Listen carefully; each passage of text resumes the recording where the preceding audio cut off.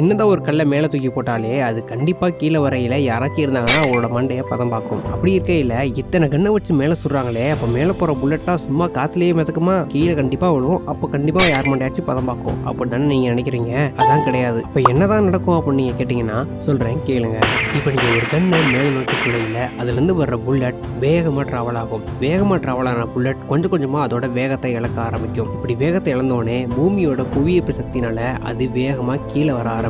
இப்படி வேகமா வர இடத்துல கீழே யாராச்சும் இருந்தாங்கன்னா கண்டிப்பா காயமோ இல்ல கண்டிப்பா உயிரிழப்போ ஏற்பட வாய்ப்பு இருக்குது. இதனால ராணுவ வீரர்களோட இறுதி சடங்குலையோ இல்ல ரிபப்ளிக் டேலையோ வானத்தை நோக்கி மேல சுடுற புல்லட்ல புல்லட் இருக்காது. அதுக்கு பதிலாக அதுல பிளாஸ்டிக்கை ஃபில் பண்ணி வச்சிருப்பாங்க. இதனால கண்ணு சுடையில சவுண்ட் அண்ட் ஸ்மோக் மட்டும் தான் வரும். மற்றபடி இதுல எந்த ஒரு உயிர் சேதமும் வராது. சரி, ஓகே, இந்த டாபிக்ல நான் உங்களுக்கு ஒரு கேள்வி கேட்கறேன். அதுக்கு யார் கரெக்டா ஆன்சர் சொல்றீங்கன்னு பார்க்கலாம். ஒரு கண்ணை தண்ணி கடியில வச்சு சுட்டா அது கரெக்டா அதோட டார்கெட் அடிக்குமா? மறக்காம கமெண்ட் பண்ணிட்டு போயிருங்க.